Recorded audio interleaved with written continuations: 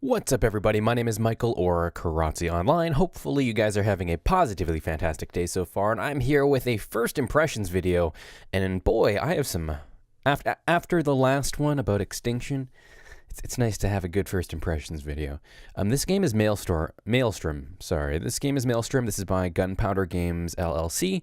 I believe this is their first game from that studio, and from what I was told, Sokolov12, who I believe that's his username on Twitch, he came into my chat while I was streaming this, and he said he helped work on the game, and he mentioned that it's actually a remote group of developers, I think. I don't think they live in the same area.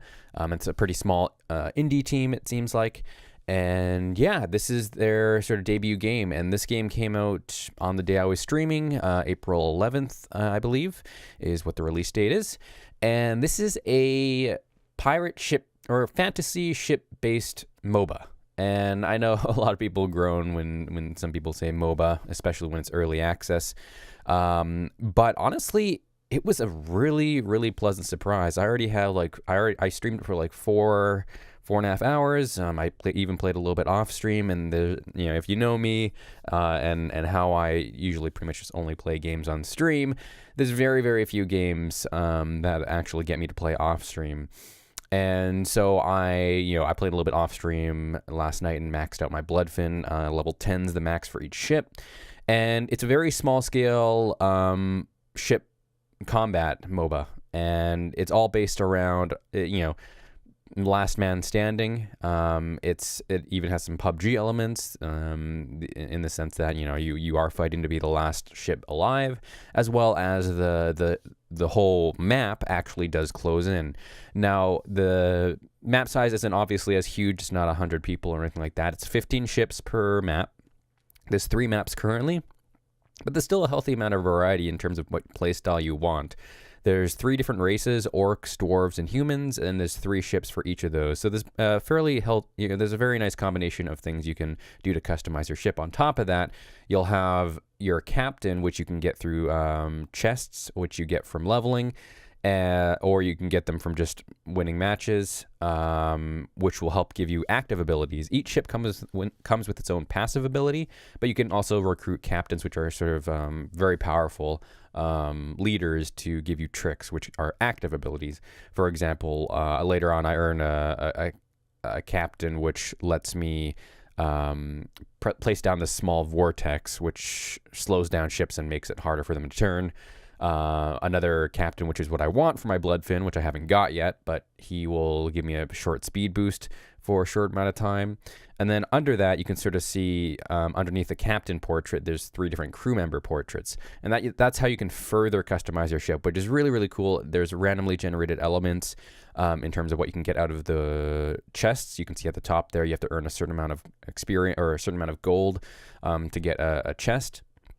And you can earn gold in the map by defeating enemies and just picking up bounty by, pretty much just going over it, because there are sometimes loose pieces of chests around the map as you go along.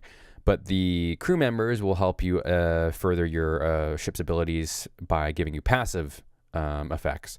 So for example, I have a crew member who gives me like 31% more acceleration, as well as a 12% more max speed, which helps with my ship because my Bloodfin ship excels in ramming and actually just running straight into the opposing ships. And each of those crew members has a tier to it, so it can be tier 1 to 5. So far, my highest tier I've gotten is tier 4. So they get more powerful as you get higher up in the tier, obviously, and you can get multiple of the same crew member because they'll come with varying degrees of stats. For example, the same crew member I was talking about that gave me acceleration, I found a tier 4, which actually gave me 43% deceleration, as well as a larger max speed. So I'm able to stop and turn on a dime a little bit more quicker than other ships. So those things actually do play a big part in how well your ship performs. And you can sort of see the combat starting here. Every time you start a match, you'll be in this little sort of warm-up area. It's a minimum 5 warships before the game actually starts. But people can still join in the middle of the match. And you usually get pretty much a max server. Now, obviously, early access, there are some issues with the network and stuff like that. I did encounter some pretty serious lag issues occasionally. Didn't happen often, but it did happen sometimes where you had just huge lag spikes, or maybe when you killed a ship, the loot dropped. It didn't really work out, and visually the loot was still on the ocean, but you weren't able to pick it up. So things like that. It's your usual early access things, but I was actually really, really surprised on how well the early access performed, considering it was launch day. Everything ran great. It's on an Unreal Engine, so it looks great, and it feels really, really good. Like the controls actually feel really, really good. You can see sort of on the left side, it shows your armor and your hull health.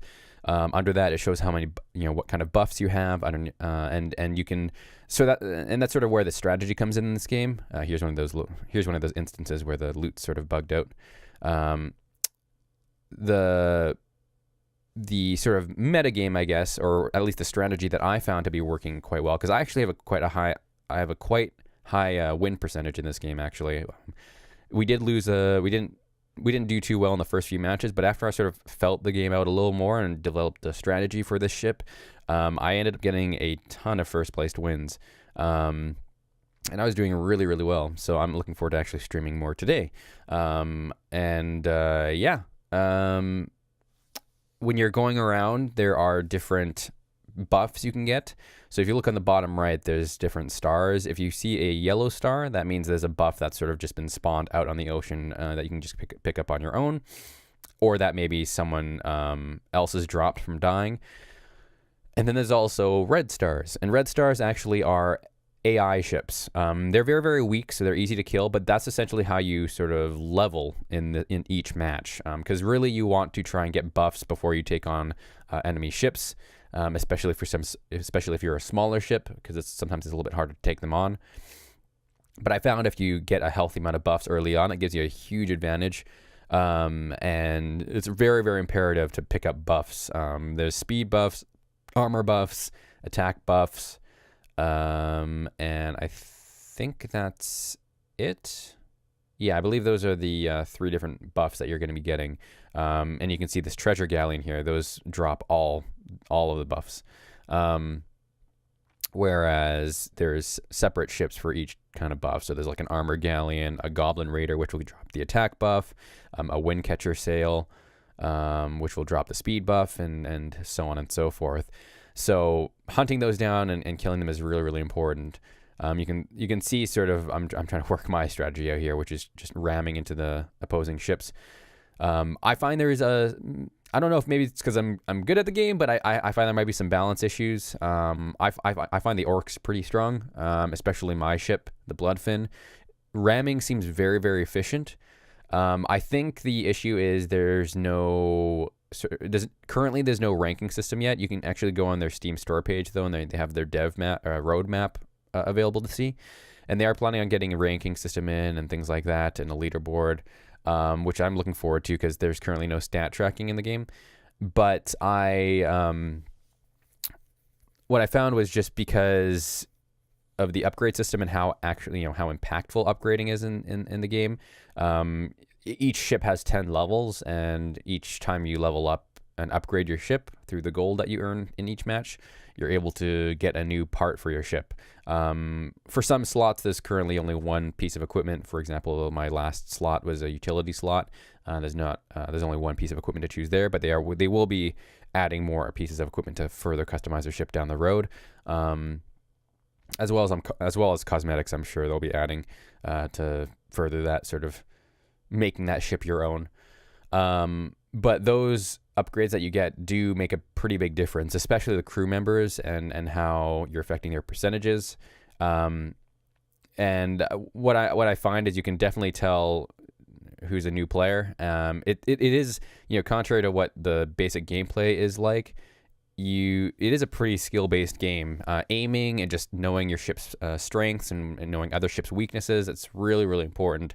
And there definitely needs to be a sort of rank system where you're getting queued up with people of your similar skill level, because this is one of those games where I feel like while I was playing, I could definitely tell people who are new to the game and it was super easy to just roll over them and stop them. It's very discouraging, especially when you're playing a slower ship, just like going circles around someone and just killing them super easily.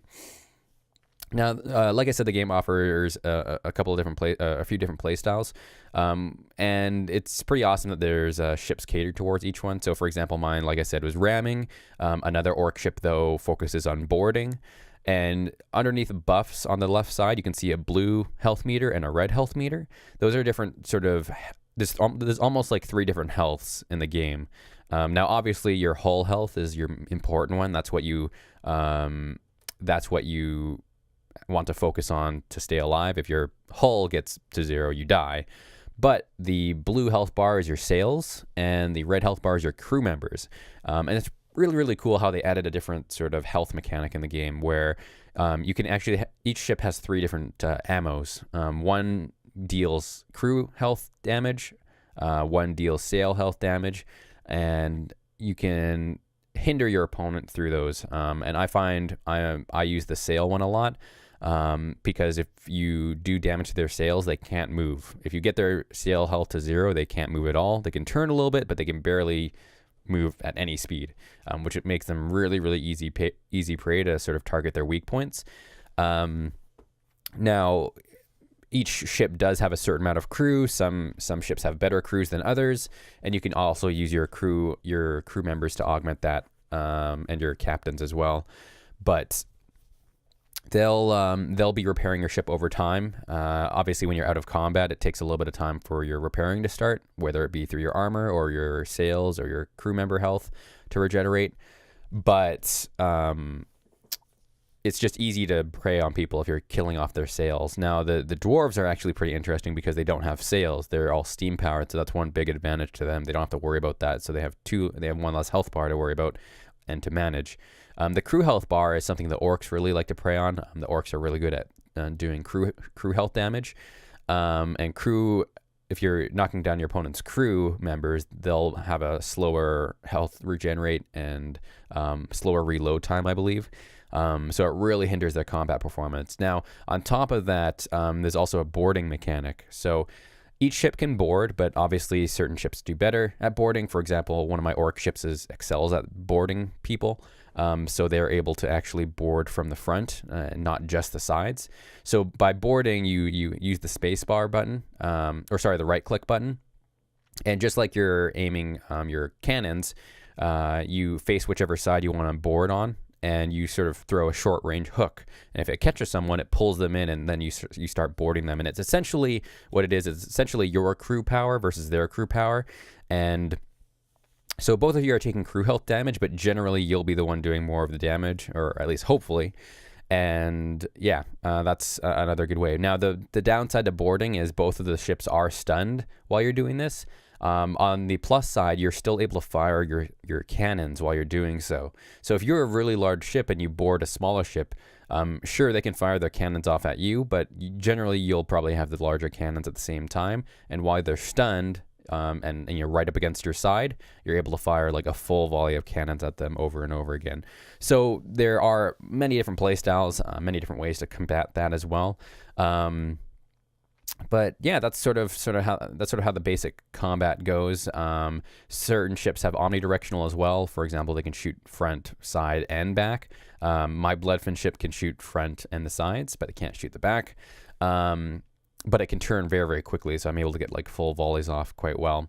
There's also like different cannons that have more crit chance, and each sort of race has their own nuances. For example, the humans have really tight spread of cannons.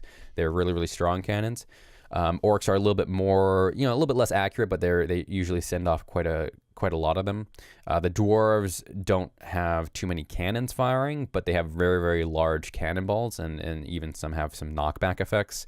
But they're not very accurate. So yeah, there's a lot of different things to think about in this game. And I could definitely see this game being pretty competitive. It's definitely a skill-based game. Like, you can definitely see who's a good player versus who's not a good player. like I was having a bunch of first place wins, and I actually ended up playing with, I believe, the developer.